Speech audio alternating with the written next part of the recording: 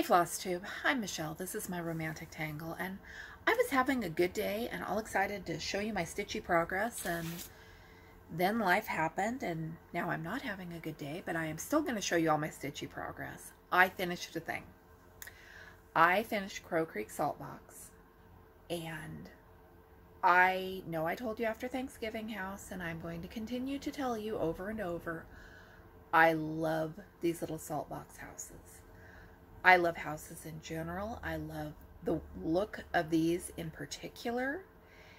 And they're quick and reasonably easy little projects to work on while I'm working on some of this bigger stuff. So I see many, many more of these in my future because they are fun, and I cannot get over how much I love the yellow of this particular house. I love the variety of colors and styles, even though they are pretty consistent. And I also got a lot of stitching done on Rainy Summer. My strategy right now is I worked on the wrought iron. That's wrought iron. If you squint and look at it closely in good light, it is wrought iron, and then there are flowers. And I've hit the point where I can work on the bricks and the window, and so I am using those as a landmark. And then I'll fill in the flowers, and then there's some other colors over here and the couple, and I'm having fun with it. I've mentioned before that this is all half stitches, which means it is going really quickly. There's confetti, there's blended threads. It's not a fast stitch, but because they're half stitches, it goes twice as fast as it would. Here's what it's going to look like when it's done. I'm enamored with this, and I'm looking at some of the other big landscape charts that are in my stash and going, there's no reason I can't do those on 18 count in half stitches, and maybe doing that means that I will get them done a whole lot quicker than I otherwise would. So maybe that means when I'm done with this, I can start some of those. And Calico messaged me to ask if I was going to be in the blue Jay SAL, which I didn't know about until she messaged me. I have got my fabric gridded. I've got my kit in one of my bags I sewed. I'm excited about this one. I did not realize.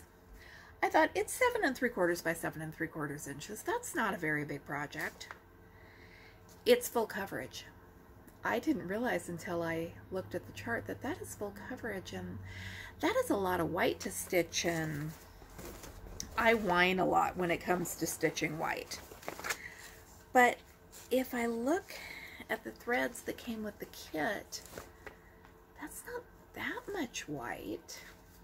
I know I tell you time and time again to research your projects before you buy the kit, and I need to do practice what I preach, but at the same time, I would have bought the kit anyway. I would have been stitching it at some point anyway. If the SAL gets me motivated to stitch it a little sooner, who am I to argue with that? I got a new planner for the new year. I'm kind of excited about this one. I had a dot planner that I got it on clearance. It's got a floral print that's kind of like a quilting fabric. It is perfect. I can't find it. It is in a safe place. I know it is in a safe place. I can picture all the details of me putting it in the safe place, except for where the safe place is. And of course I have the other book that I bought at the same time that I didn't put in a safe place because that's not the one I want to use because it has lines on the pages. I know where that one is. But I had seen this one in Walmart, and I was intrigued by the layout. I thought it might work for me. It's got big sections for the weekdays and then smaller sections for Saturday and Sunday, and I wish the people who designed these planners would design them for people like me who do not work on a Monday through Friday schedule. But in my last planner, had boxes about this size for each day. So I'm gonna go halfway down and halfway down, and then use the center portion for writing to-do lists and keeping track of other things, and I think that might work. It's also got full calendar pages and pages for notes, and it was cheap. If I decide that I absolutely hate it, It was a $7 planner, and I fully give myself permission to switch gears in the middle of the year. But for the first week and a half, it's been working. I know that's not saying much.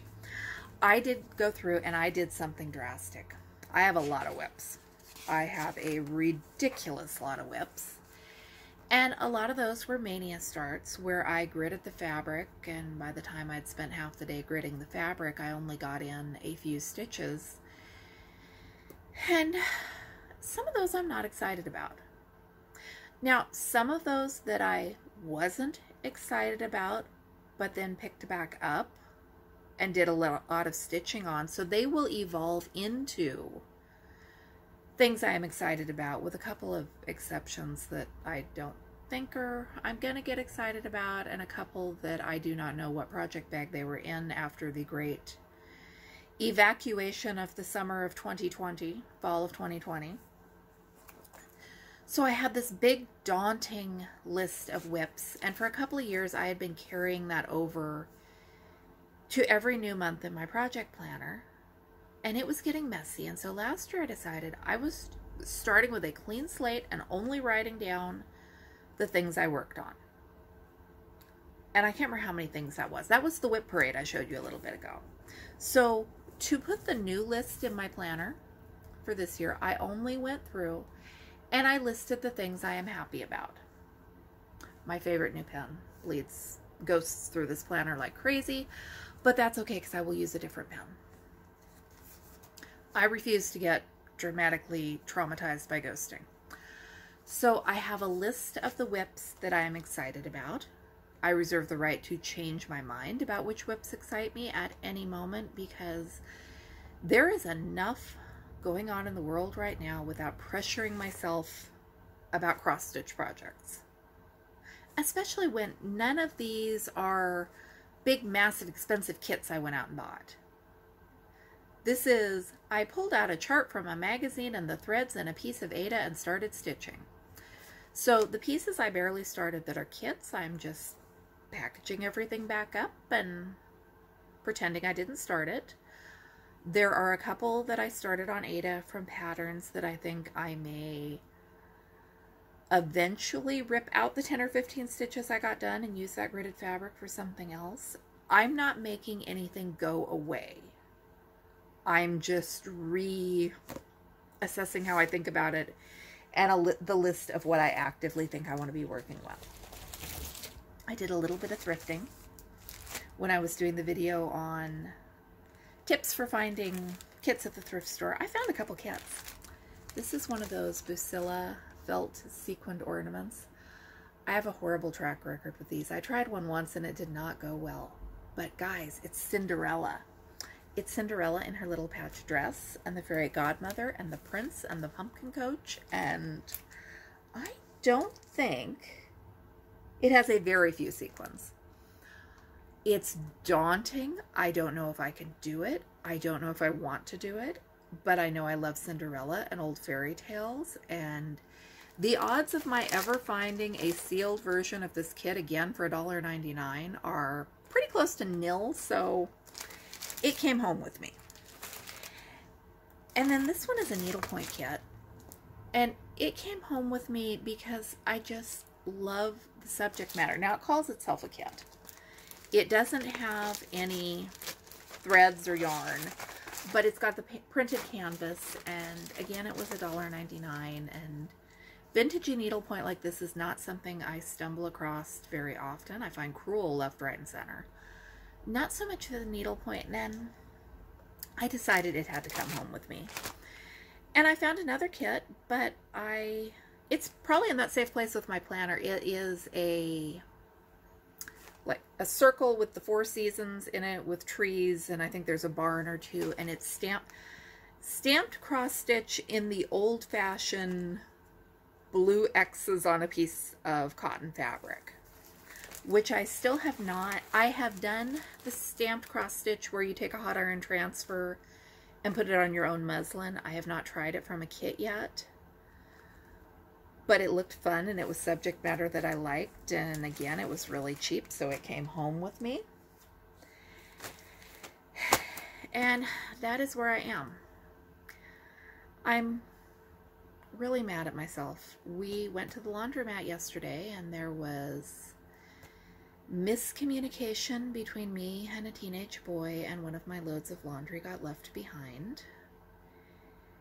Of course, it wasn't teenage boy clothes, so I now own one pair of jeans, which I am wearing and which is dirty, and 0 pairs of yoga pants, and I lost my flying monkey shirt. I really liked my flying monkey shirt. It is a very good thing that most of my clothes come from the thrift store, so the financial hit for those wasn't bad, but I kind of need my clothes. And my husband really needs his work clothes, so I'm beating myself up over it because apparently asking twice, "Are you sure you got everything?" is not enough. If you want to cross your fingers for me that the laundromat guy who was there when I put the stuff in the washer realized what I had done and maybe set it aside, I'd appreciate it. I think I'm grasping at straws, but oh well, it's one of those things that we'll get over it. It's fixable. I was gonna say 10 years from now I won't care. I'm hoping by next month we'll be over this and I won't care, because it's just stupid. I'm gonna upload this and I'm gonna start gridding the fabric for another project and maybe eyeballing all of that white stitching on bluebirds and see where and how I want to start it. I'm kind of puzzling over the idea of starting in the middle versus starting in the corner. I almost always start in the corner, but sometimes I start in the middle, and I'm trying to figure out when I do what and why I do it that way. I just go with hunches, but you know that if you watch my channel. Thanks for watching. I'm Michelle. This is my romantic tangle. I'm going to go play with floss and fiber and try not to think tonight about not having any pants. I'll see you soon.